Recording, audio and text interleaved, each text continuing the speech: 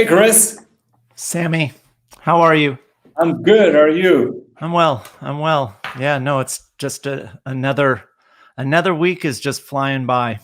Yeah, 100% agree. Yep. I know exactly how that feels. So that's the first show in the new year, 2021. I guess Happy New Year. Happy New Year to you. Even though we've talked many We talked a times. bunch of times. We haven't been live on Twitch this year yet, but we're committed to doing this more often. And today we are talking about first responders, various sorts. So I know that you have a lot of experience with those great people. So let's kick this off by you just telling what your experience are with first responders in regards to training, coaching. I think that's a really cool subject. How our heroes train.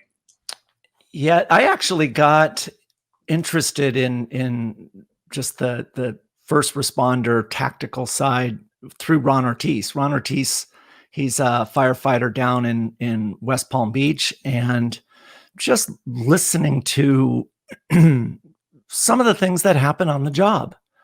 And one of the things that he had mentioned was the firefighters that go in and have to pull someone out of a building, and that's whether or not it's an injured person or maybe a firefighter goes down, and the amount of difficulty to pull someone out of the building, especially with all of the gear that they have and then breathing through an oxygen tank.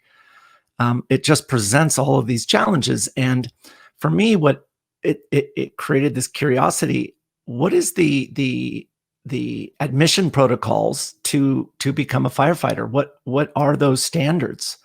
And that's one of the things that's always been interesting to me is these organizations like fire and police, they're covered by a union, and once you get in, you're protected, and what you see is a gradual decline in health, and cardiorespiratory disease is the number one killer in firefighting. And so part of it is like, what's the protocols, what's the standard that they're looking for to perform the job? And it was interesting to me. One of the things that in fire that they identified was an individual's aerobic power, their VO2 max, their aerobic capacity, their ability to bring in oxygen and consume it as a fuel in the muscles that are moving. And they came up with this number of 42, so 42 milliliters of oxygen per kilogram of body weight per minute. Mm-hmm. So that was the cardio requirement that's in their standard. And to me, it was somewhat confusing, and mainly because most of the people that come into that profession, firefighting, are young. And one of the things that we know about VO2 max is that as you age, especially after the age of 34, you begin losing a substantial amount of that figure year after year, a percent every year, and it becomes more challenging. And same thing with women. Women have lower scores than men, and here they have this basic standard where everybody has to qualify under this number of 42. Well, women have a lower number than men. And so their situation as they get older into their 30s and 40s becomes even more difficult to maintain that 42.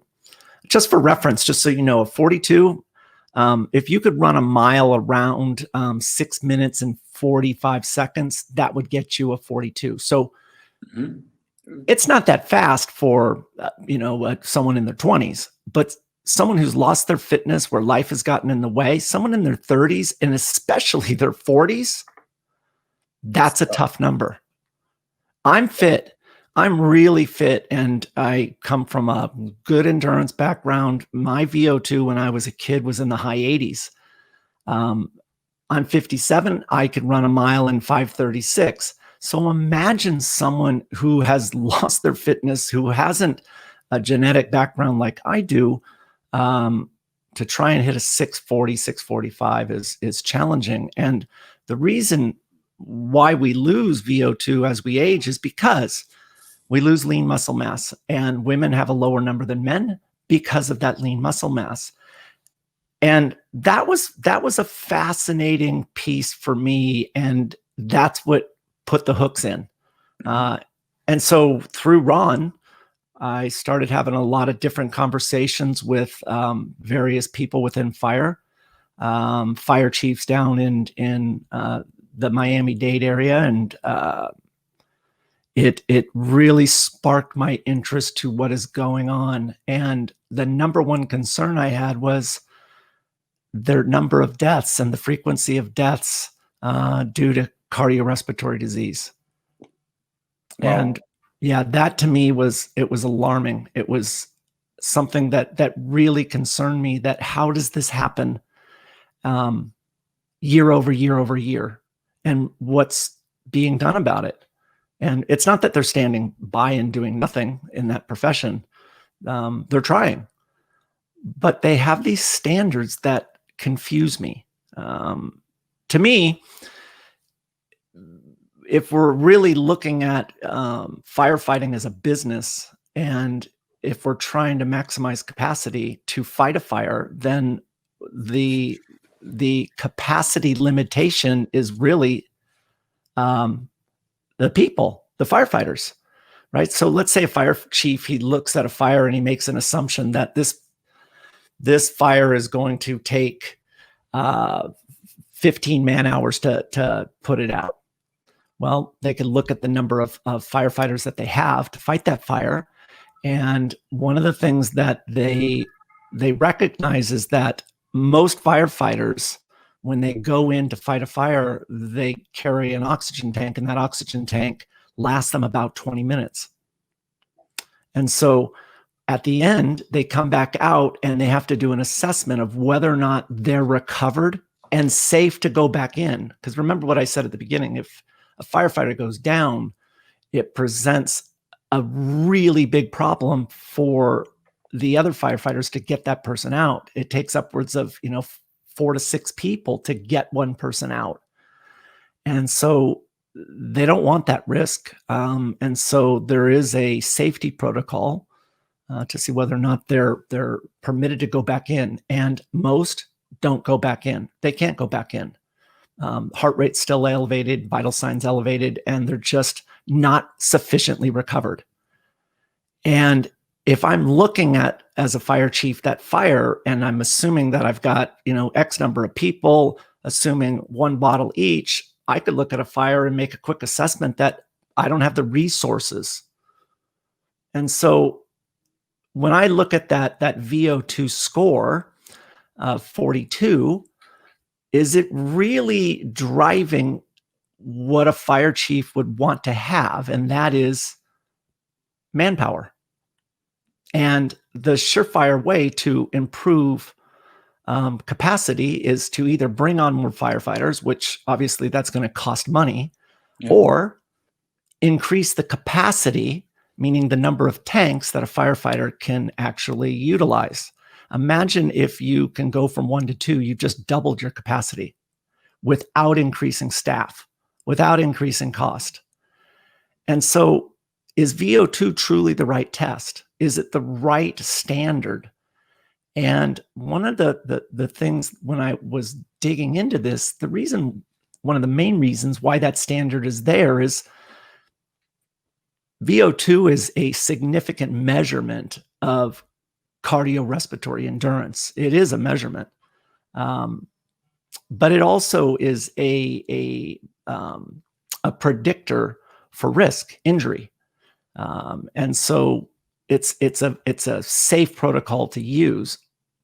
But if we're talking about capacity and we're talking about what's the limitation within firefighters and how do we turn this around, one of the things that we need to address then is what's preventing someone from getting a second bottle. And it's their inability to recover. So if that's the limitation, then what we should do is attack that. We should attack the firefighter's inability to recover after going in and fighting a fire and going through their first oxygen tank, and putting them in a better position so that when they come back out, they recover quickly and they're safe to go back in. And the thing is if we can improve the ability to recover, then what we're really talking about is that when they're inside fighting the fire, and when they encounter stress, when they encounter a significant physical exertion, their ability to make decisions with accuracy improves. One of the things that I had when I was training for the sport of triathlons is that I had a coach in college, and we would do high intensity intervals on the track, let's say 600 meters, fairly hard. And when we would finish, he would hand a piece of paper to me, and on there it would say there would be a particular time and day, like it's 2:47 p.m. and what I want you to do is subtract 73 minutes. And what time is it? When you're tired, you can't do that. Yep, math gets extremely hard. So imagine when you are in a stressful situation where your life is on the line and you have that same level of fatigue. You just went up 6 flights of stairs with 60 pounds of gear on, breathing through a scuba tank. I mean, is your decision-making ability altered? Of course it is. That's why I love watching the final day of the World Series of Poker. After 10 days with lack of sleep, it's shocking the poor decisions that they make. And it's not their fault. They're just tired. And that's what happens. And I am so impressed with, the tactical community, that they put their lives on the line. And then there's that elevated level of risk of when, they're really out of breath and fatigued, and they have to make a decision, life or death. That's tough. 100%. Yeah. So for me, it's like, it would be like anything. If an athlete tells me that what I want to do is improve my recovery, then that's the quality that I would need to address. And too many times what happens is the prescription is, what we want to do is we're going to do a more efficient type of training due to time limitation. And the prescription typically is a high intensity interval. And anybody that is, out of shape, lost their fitness, overweight, that's probably one of the last things that I would ever prescribe is high intensity running. Their structure's just not ready for it, and it's a prescription for injury. And so what I would really love to see is, I would love to see a better protocol that is more sustainable for the people that have a cardiorespiratory risk. And the number one thing that you would want them to do is just, you got to get out and move. And there is a minimum protocol in terms of the level of intensity that we would need to achieve. But what we want to do is we want to rebuild their structure for what's about to come. High intensity intervals have value, no doubt, but equal of value is just getting them to move. And if we can get their heart rate up to around 60 to 70% of their maximum, then we're in business. The truth is that we can break up the groups of people into 2 categories. If you're fit and you can do a 42, you know what, and you have a VO2 of 42, Perfect. you know what, do high intensity intervals. Yeah. Everybody else, what you need to be doing is a lower intensity protocol and building your slow twitch fibers and then those intermediate fibers. Mm-hmm. And we just don't see that. The thing is that if I was out of shape and lost my fitness, I don't want to do a high intensity sprint. It doesn't sound appealing to me. It's certainly not sustainable from a motivation standpoint. But if you told somebody, hey, listen, what I want you to do is I want you to do a workout that you could pick the pace, you pick the speed. And what we would do is we would do workouts where there would be a purpose behind it. And maybe it's pacing. Maybe it's controlling their intensity, because part of it is that a firefighter needs to have this awareness. They need to know when they're above a non-sustainable pace. They need to know. They need to know based upon their breath. They need to know based upon their feeling. So that's where it got me going. And I went down a rabbit hole, and boy, oh boy.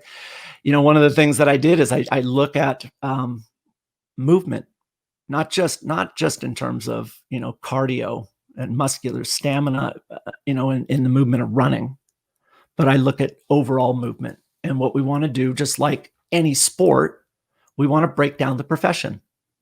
And what movements do firefighters do on the job? What is their routine? And that's where the rabbit hole that I went down. And, when you look at a firefighter and you look at the tasks that they have to do on the job, right? So climbing stairs with a hose pack, they have to, walk, pulling a hose. They have to pull a hose. They have to do lifts and carries with their equipment. They have to do ladder raises and forcible entries and searches and victim drags and breaches. Well, as soon as you look at those movements, what you would obviously lead into then is, all right, what is the muscle and the joint action? What's the plane of motion? And then what's the exercise that we can match that up with? So if we're talking about, different types of tasks that are performed on the job, we can just pick any of, these movements and mimic them on dry land. And that's a solution that a firefighter would look at a workout and see the parallels or the links to the tasks of the job. It makes it more relatable. It gives it more value to them, that they can see the application. And there is no difference in explaining the purpose of a workout to any other type of athlete, whether they're a specialist in a particular sport or a general fitness enthusiast. What is the purpose of this workout, and why is it the highest value of my time? Interesting. Yeah, it really is. And I think that there's, for me, there's a lot of areas of opportunity in the sense that you've got to comply with the lifestyle that you're trying to target, right? So the firefighter lifestyle.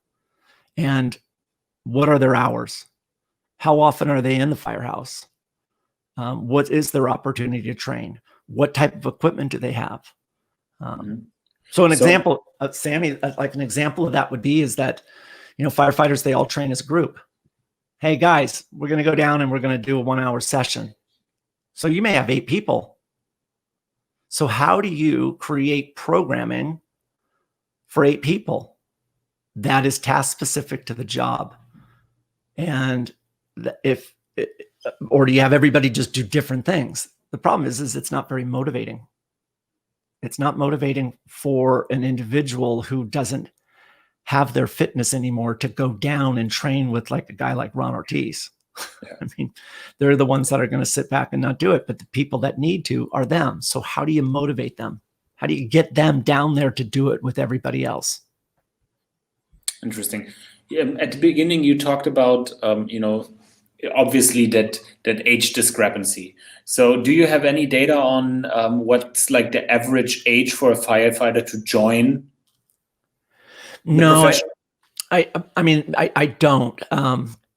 I mean, they're in their like 20s. I mean, the same thing with military, they're relatively young.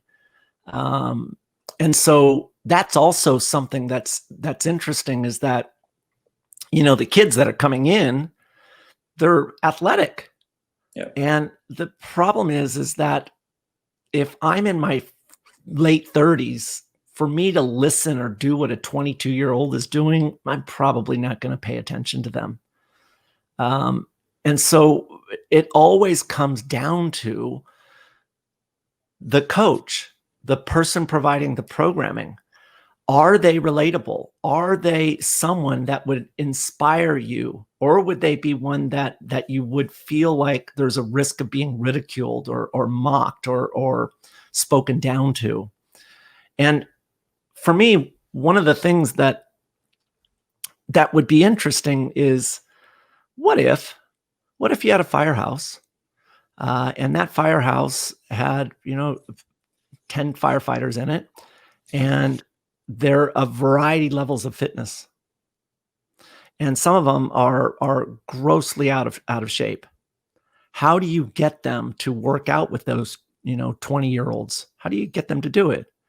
Well, what we can do is we can level the playing field with those elite athletes that are young, that are just through the academy, by putting a weight vest on. Remember, they carry 60 pounds of gear.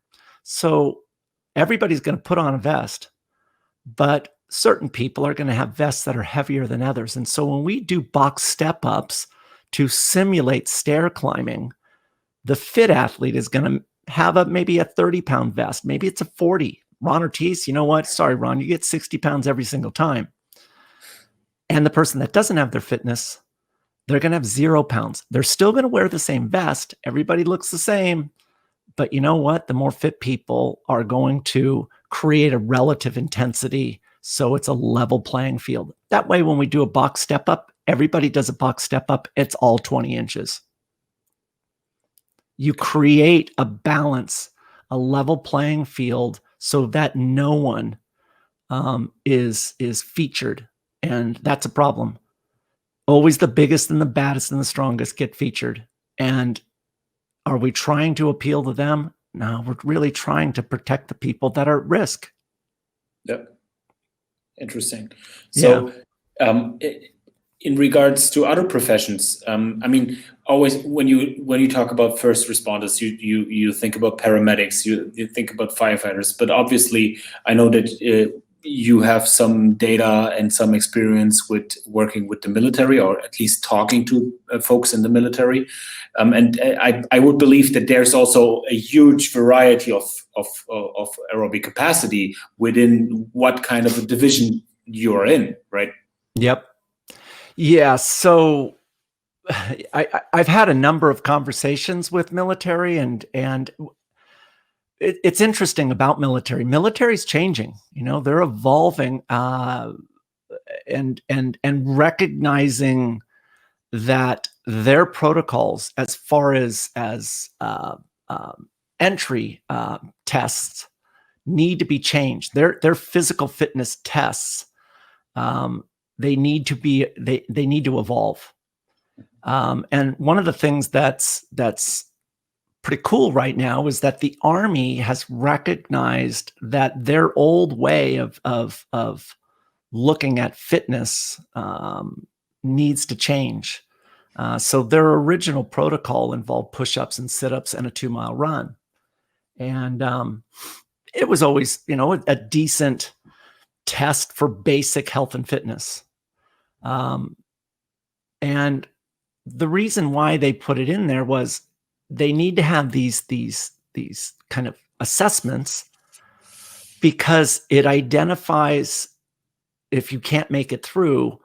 The studies have all shown that there's a significant increase in the percentage of injury risk.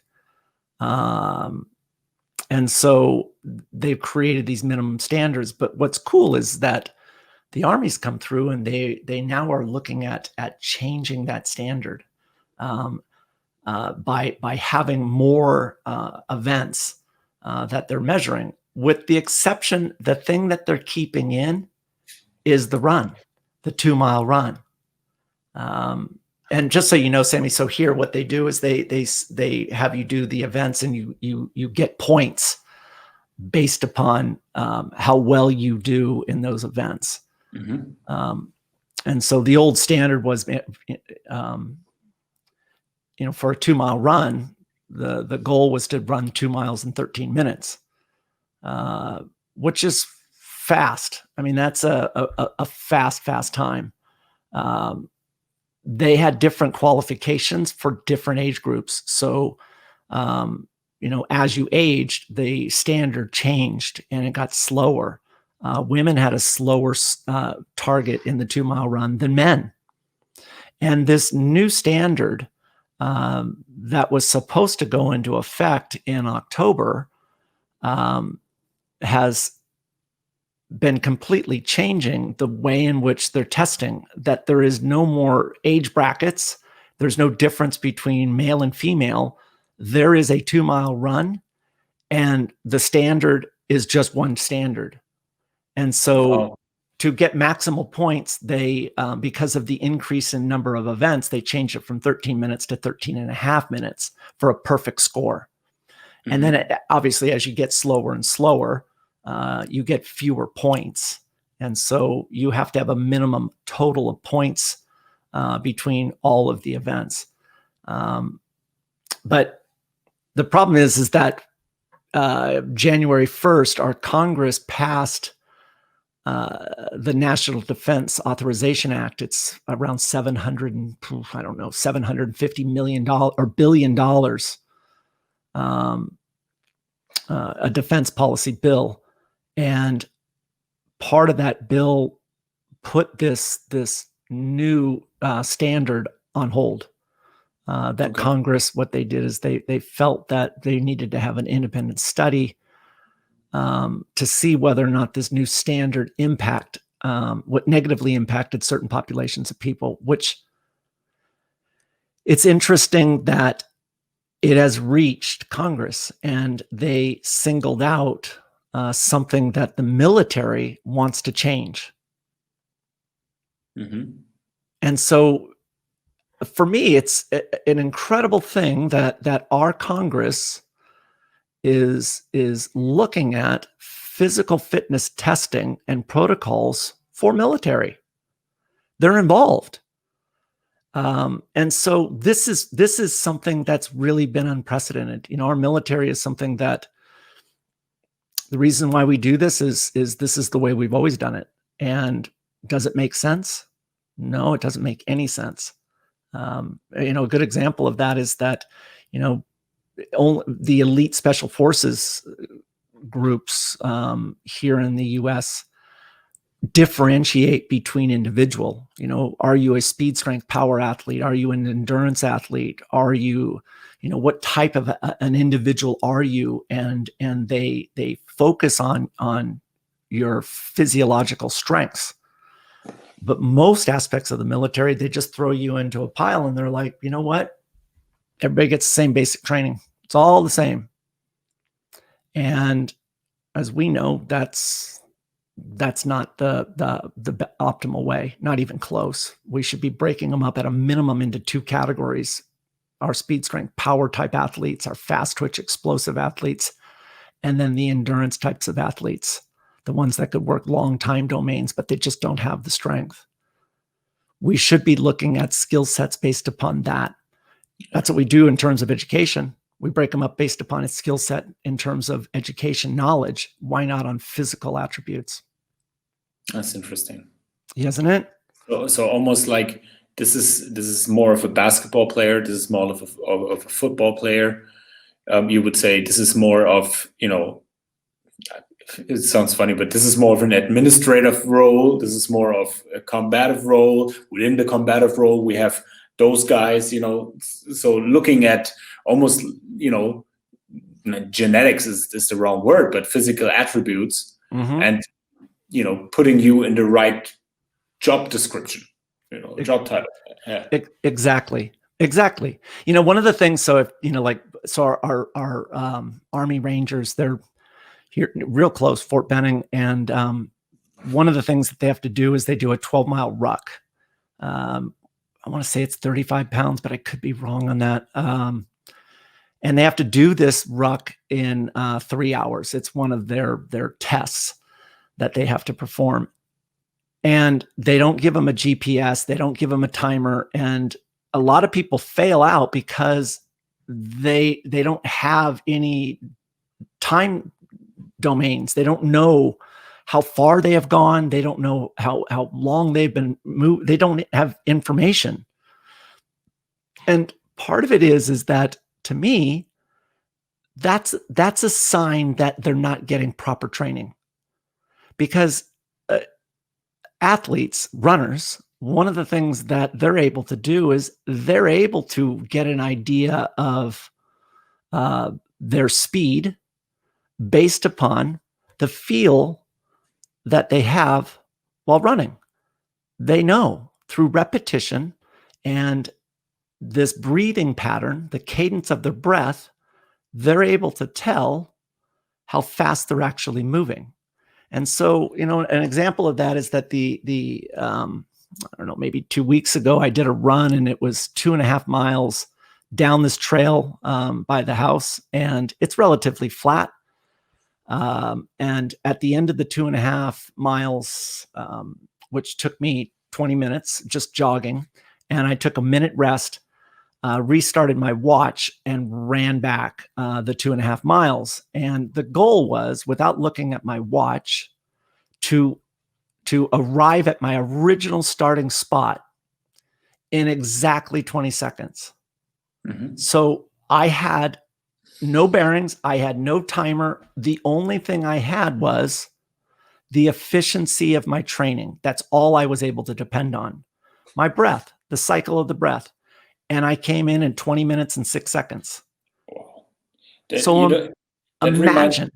That reminds me of the drill that you're doing in your aerobic capacity course on the rower. When the athletes are rowing with looking at the timer and rowing without looking at it, and they have to try to hit the meter point. It all goes back to the concept of pacing, right? Yep. And that's the thing, is that if we taught them the concept of pacing and breath, right? The consistency of breath, right? So most special forces and Marines, they swim. There's swimming requirements. Well, one of the things that we do know is swimmers have the best rhythm of the breath because of the way in which you swim. You have to have that, right? It's 1, 2, 3, breath, 1, 2, 3, breath, 1, 2, 3, breath.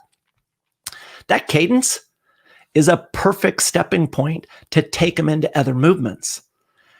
The problem is if no one understands that, then they're not getting that information. They're not getting it, and they now have no idea in terms of where they are in the middle of a 12-mile ruck. They have no idea. And to me, that would be a very good initial solution. But that's where this change. That's what's exciting, is that the old way hasn't worked. And so finally now there is movement. And however that movement is occurring, I am 100% supportive of it. I had a 2-hour call yesterday with the U.S. Marines Training Center out of California yesterday, and it was really encouraging. Where they're getting strength and conditioning coaches from. The person that organized this meeting came out of LSU. Mm-hmm. How incredible is that they're pulling, the minds from these universities, these institutions that are paving the way on the collegiate side of athletics, and bringing it into military, and not just at the upper ends like BUDS, Navy SEALs, Rangers, Green Beret, but they're looking at, Army, Navy, which is great. But, one of the things that was really interesting is they have these standards. So, for the Marines, it's a 3-mile run. Army, it's 2 miles. I think Navy, it's 1.5 miles. So they're all in these mile and a half to 3 mile runs, and they all have these certain times that they have to go through. FBI, same thing. And one of the things that's very interesting is it doesn't take into account, and there's no awareness of the weight of the individual. How much do they weigh? Starting weight, ending weight. There's no guidance on that. What about the temperature that they're running at? So if they're doing it in 55 degrees versus 85 degrees, that matters. In a 3 mile run, that could be 45, 50 seconds. And the list of those various attributes or situations when they perform those tests matter. And one of perform those tasks, right? So it's almost like tactical, what's the mission area? What's the temperature? What type of athlete do I have in my platoon, team, whatever it is? It's super interesting theory that you're presenting. Well, imagine here you are, Sammy, you're in the U.S. military and you are training in weather that's 55 degrees and you have worked on your running and now you're in an environment where it's 95 degrees. Do you even know the impact that that's going to have? So let's just say that you got 100 points in the 3 mile run and now you're in the Marines. So you did the 3 mile run in 18 minutes, which is incredible that they have many people that can do that. It's incredible. But let's just say you did that 18-minute run in 55 degrees and now it's 95 degrees. What impact is that going to have on your performance? Probably. And so, right. And so if we're not training that individual on the difference of that temperature and how much slower they need to run at that temperature because of temperature, restriction, what if they've never trained at the speed that they need to run at for an equivalent level of intensity between 55 degrees and 90 degrees? So if you're running a 6-minute mile pace in 55 degrees, and now you're up to a 7-minute mile pace for 90 degrees, same equal level of intensity, right? Same accumulation of lactate. What if you've never trained 7-minute mile? What if all your training is at goal pace? Now you're not prepared. You got to create a range of gears, a multitude of them. And that's where it's like, I really, and I offered, every military organization that reaches out for information or programming or ideas, I'll do it for free. Because these are the people that are, giving me the opportunity to have these freedoms here in the United States. And I'm sincere about that. I really feel that we need to help the what I call athletes, which really they're soldiers, be safer and more efficient and effective at their duties. And yeah, I think that those areas to me are very appealing because those athletes are recreational athletes. They're not specialists. They're not Olympians. They're not on the extremes. They're just like CrossFit athletes. They're the recreational person who is 99.999% of the population. And that's appealing. So how do you make that recreational soldier, right? The athlete soldier better? And what I've spent my time on and working within CrossFit is that entire space, not trying to create someone who's going to win the 5,000 meter in the Olympics. What I train people for is something very similar: 18 minutes for 3 miles, 13 minutes for 2 miles. Wow. Yeah. Beautiful. Dude, yeah, that's wow. I mean, imagine, so like, Sammy, let's say that you wanted to sign up, right? So you're sitting there and you're like, okay, I want to go into the Marines, and the standard for the 3 mile run is 18 minutes. That's for 100 points. And I know you, Sammy, I mean, you're a perfectionist. You're going to want 18 minutes. How do you know what a reasonable goal would be? You don't know 18 minutes or even what it means. No, not at all. And so now the best way to learn is you're going to go out and run 3 miles and test it. And let's say you do your 3 miles and it takes 22 minutes. All right. You have now 12 weeks until you have to do test day. How do you train? What speeds do you run at? What do you think your target pace would be for your goal? That's the problem. How would you do it? And that's right. And that's where that information needs to get down to the athletes so that they could take ownership of their fitness.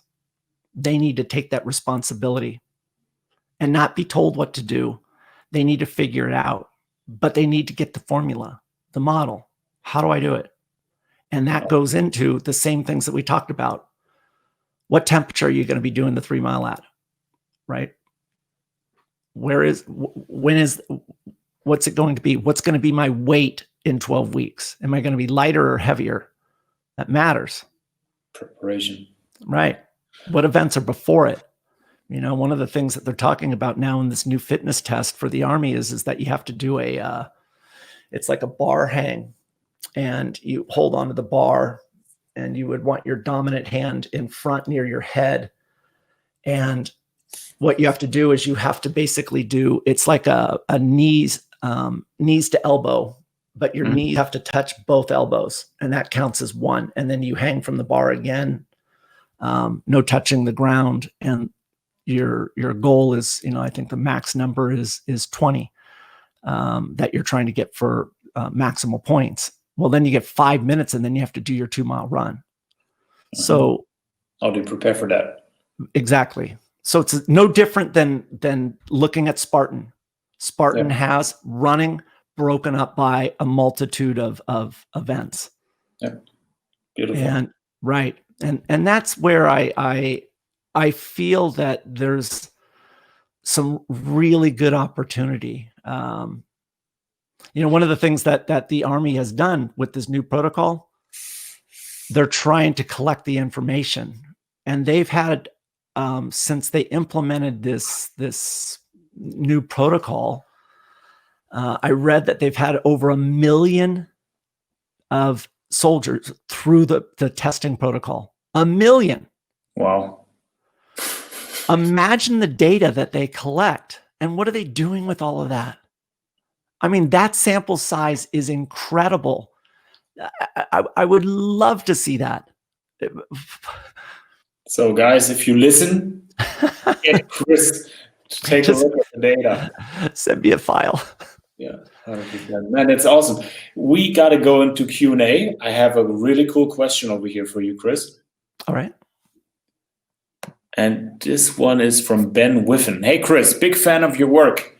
Thanks for all the amazing content you provide. I'm a swimming coach, and I was wondering if you are familiar with the USRPT pioneered by coaches like Dave Salo. If so, what is your opinion on this style of training for swimmers? Wait, what did he call it? USRPT. You spelled that out for me. Let me try to Google it.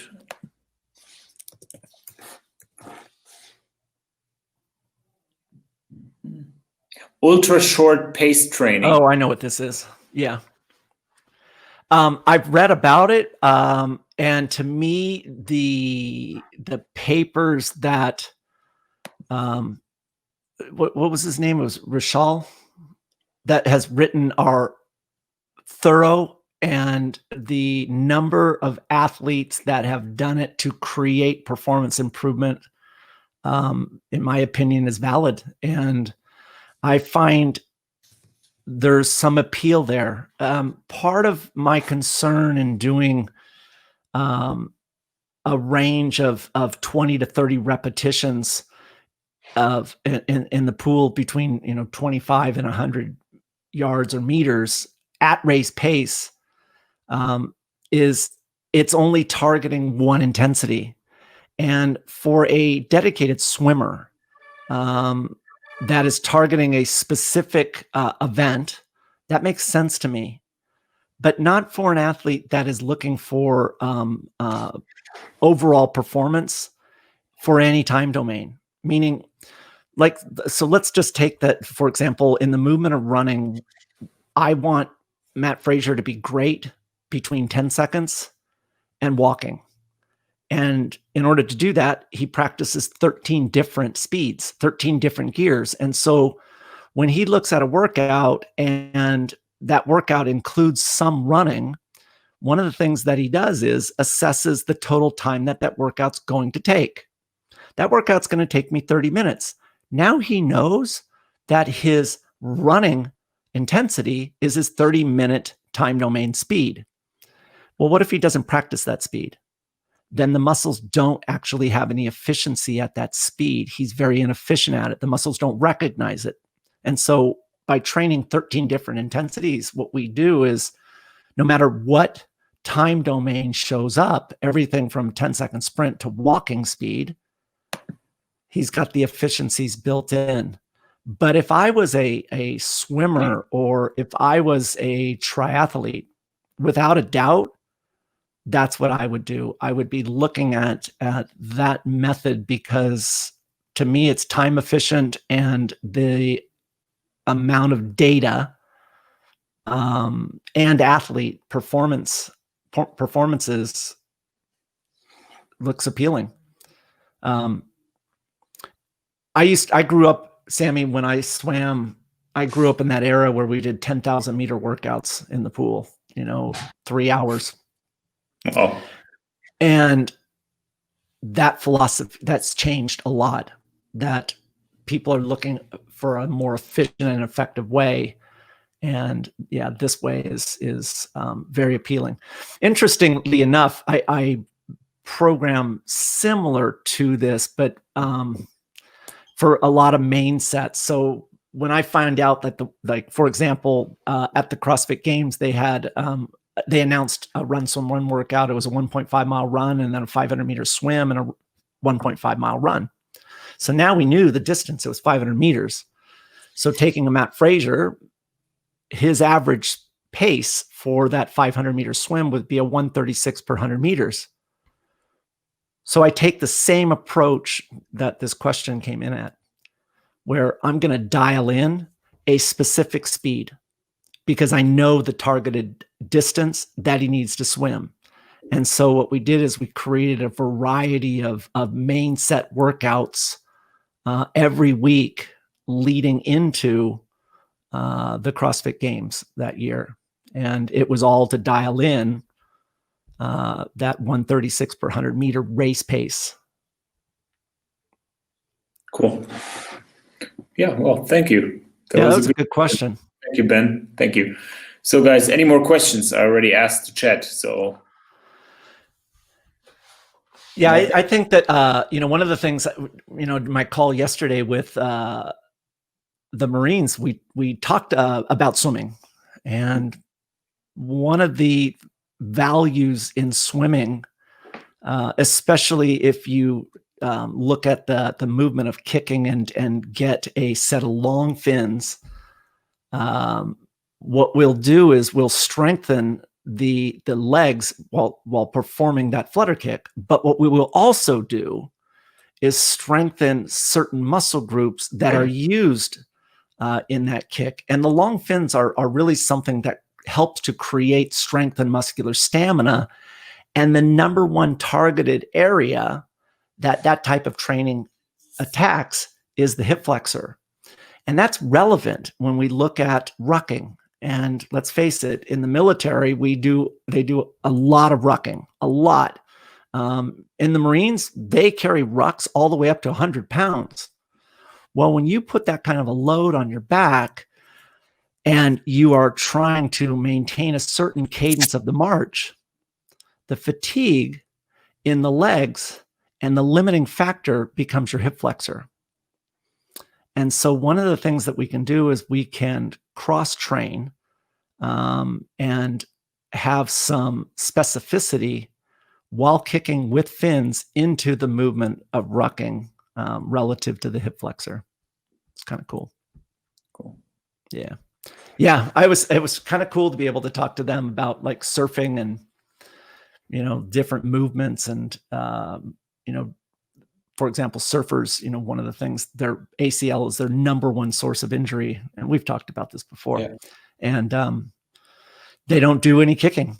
They feel that all of their training needs to be upper body because paddling out in the lineup and catching waves is all upper bodies, you know, paddling. And if they really wanted to address the torn ACL, then they need to be looking at leg fatigue when they stand up on the board.